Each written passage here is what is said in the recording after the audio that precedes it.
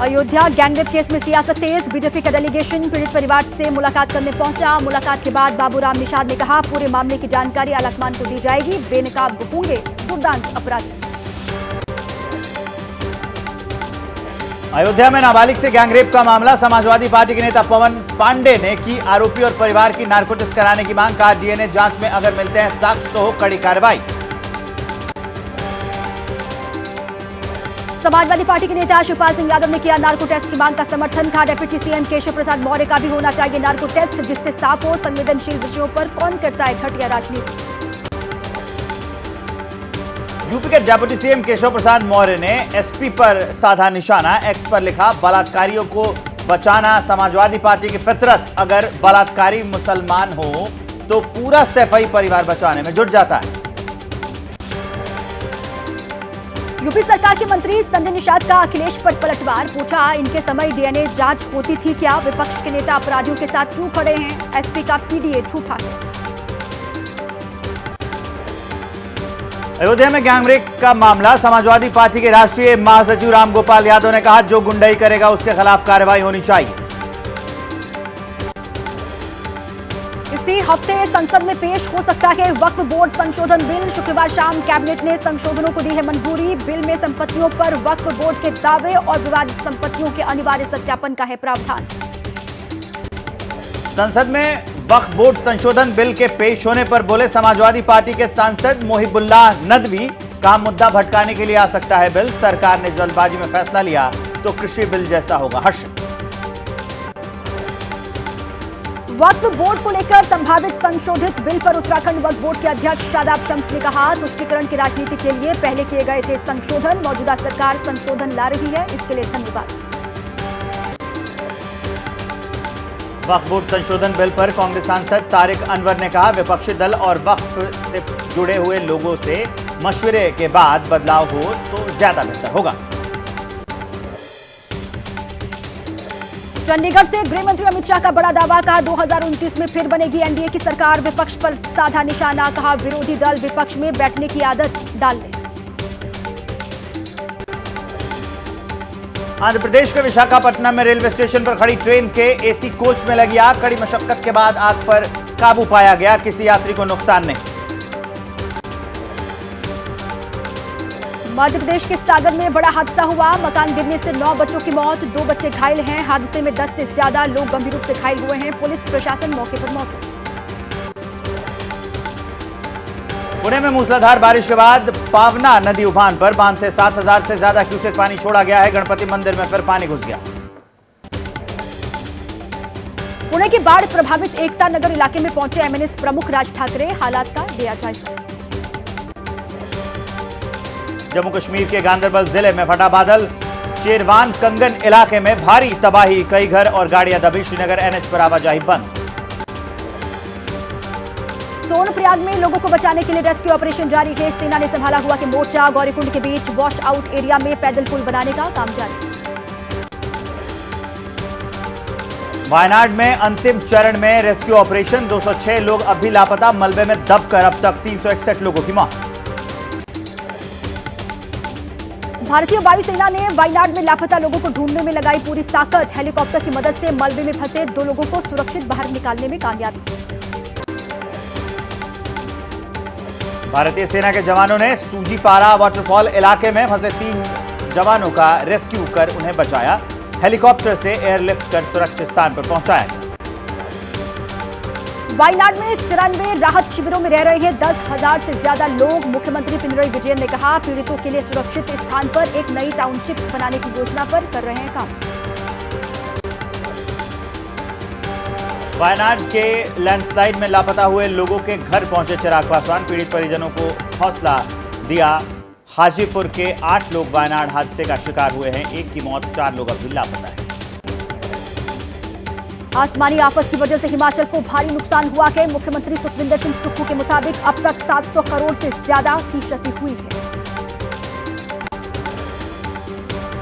केदार घाटी में सबसे ज्यादा तबाही वाले इलाके में स्नीफर डॉग के साथ सेना चला रही है रेस्क्यू ऑपरेशन। आपदा के बाद लापता लोगों की हो रही है तलाश। केदारनाथ यात्रा मार्ग पर एसडीआरएफ ने शुरू किया सर्च ऑपरेशन। चीड़वासा से 60 यात्रियों को एयरलिफ्ट किया गया। मलबा हटाकर चीड़वासा हेलीपैड को सुचारू किया गया। केदारनाथ मार्ग में फंसे यात्रियों का रेस्क्यू अभियान युद्ध स्तर पर जारी है। रेस्क्यू टीमों ने अब तक 9000 से ज्यादा यात्रियों का रेस्क्यू कर बचाया उन्हें। अब भी 1000 के करीब यात्री फंसे हुए हैं। केदारनाथ में बादल फटने से पैदल मार्ग क्षतिग्रस्त हुआ है। भारी बारिश की वजह से सोनप्रयाग के पास हाईवे भी पूरी तरीके से टूट चुका है। कल 18 से ज्यादा यात्रियों का रेस्क्यू किया गया।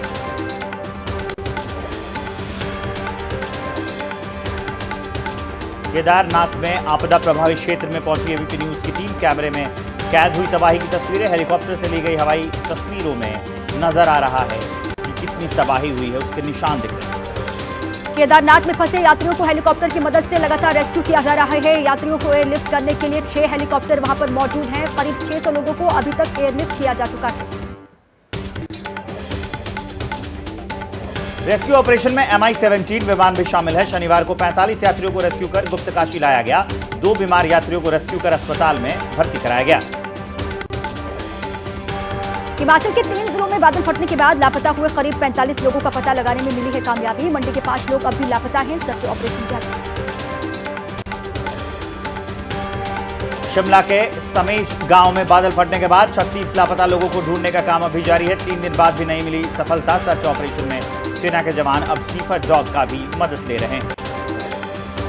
हिमाचल के शिमला में रामबन में बादल फटने से भारी तबाही हुई है। लैंडस्लाइड से 3 नेशनल हाईवे बंद हैं। खराब मौसम में किया जा रहा राहत बचाव कार्य, जिसमें आ रही है दिक्कत। बिहार के नालंदा में लोकाइन नदी में अचानक बढ़ा पानी। तटबंध टूटने से दर्जनों गांवों में घुसा पानी। राहत और बचाव में जुटी एनडीआरएफ, एसडीआरएफ की टीम, मेडिकल टीम भी मौजूद है। झारखंड के रांची में भारी बरसात से बिगड़े हालात। शहर की सड़कें जलमग्न हो चुकी हैं। गलियों में पानी भरा हुआ है। भारी बारिश से झरने और बांध ओवरफ्लो हो गए। झारखंड के गिरिडीह में बीते 2 दिन से हो रही बारिश से जनजीवन अस्त व्यस्त। नदियों के उफान में फंसे ट्रैक्टर, मजदूर और ड्राइवर बाल बाल बचे। मध्य प्रदेश के सिंगरौली में जान जोखिम में डालकर उफनती नदी पार कर रहे हैं लोग। प्रदेश में लगातार हो रही बरसात से उफान पर नदी और नाले।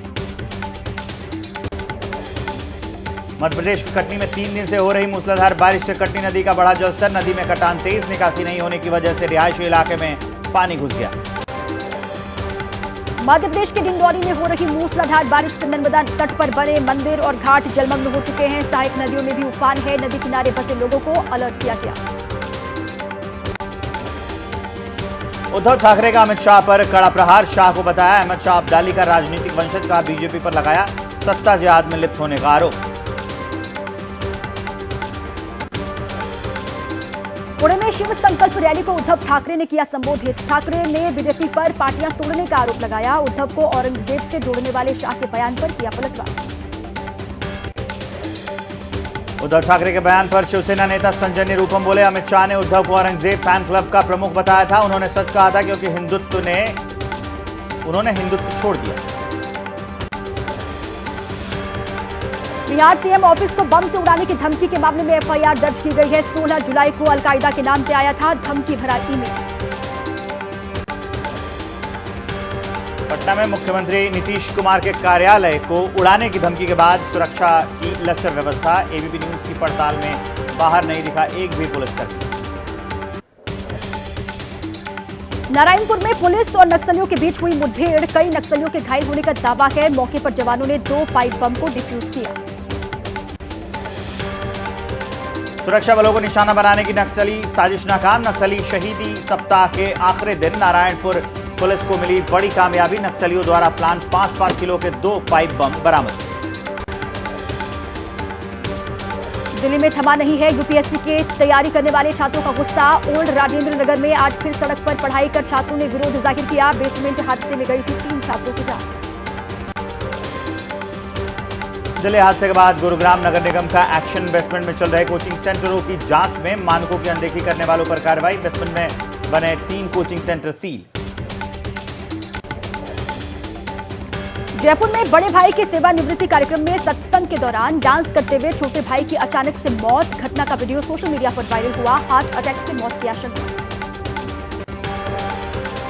यूपी के इटावा में दर्दनाक हादसा हुआ। रायबरेली से दिल्ली जा रही डबल डेकर बस और कार में टक्कर हो गई। बस बेकाबू होकर एक्सप्रेसवे से नीचे गिरी। हादसे में 7 यात्रियों की मौत हुई। यूपी के फिरोजाबाद में ट्रक ने बाइक को करीब 8 किलोमीटर तक घसीटा। बाइक सवार 2 लोगों की मौत। स्थानीय लोगों ने पुलिस को सूचित किया। ट्रक रुकवाने के लिए पथराव किया गया। यूपी के अलीगढ़ में प्रशासन की रडार पर 94 गैर पंजीकृत मदरसे। बच्चों को शिफ्ट करने के बाद इन सभी मदरसों पर कार्रवाई होगी। अवैध रूप से मदरसा चलाने का आरोप है। बिहार के सुपौल में बालू के अवैध खनन की जांच के लिए गई टीम पर हमला किया गया है। खनन इंस्पेक्टर समेत 5 लोग जख्मी हैं। सीएम को मिली शिकायत पर जांच के लिए टीम गई थी। बैडमिंटन खिलाड़ी लक्ष्य सेन आज सेमीफाइनल में मौजूदा ओलंपिक चैंपियन विक्टर से भिड़ेंगे। लक्ष्य मेंस बैडमिंटन के सेमीफाइनल में पहुंचने वाले पहले भारतीय हैं। पेरिस ओलंपिक में बैडमिंटन में क्वार्टर फाइनल मुकाबला जीतकर सेमीफाइनल में पहुंचने वाले लक्ष्य सेन के परिवार में खुशी का माहौल। लक्ष्य के गोल्ड जीतने की परिवार ने उम्मीद जताई। ओलंपिक मेडल से भारतीय बॉक्सर निशान देव चूके। पुरुष मुक्केबाजी के 71 किलोग्राम वर्ग के क्वार्टर फाइनल में निशान देव मैक्सिको के मार्को से हार गए। पेरिस ओलंपिक में शूटिंग में ब्रॉन्ज मेडल जीतने वाले स्वप्निल कुसले से एबीपी न्यूज ने खास बातचीत की। उन्होंने कहा कि लोगों के सपोर्ट की वजह से मिली कामयाबी। दीपिका कुमारी की हार के बाद पेरिस ओलंपिक में भारतीय आर्चर्स की दावेदारी खत्म। क्वार्टर फाइनल में साउथ कोरिया की नेम सू यून ने दीपिका को हराया। ओलंपिक में टेनिस कोर्ट पर आज बहुत कड़ी टक्कर होने वाली है। गोल्ड मेडल के लिए सर्बिया के नोवाक जोकोविच और स्पेन के कार्लोस अल्कारेज आमने सामने होंगे।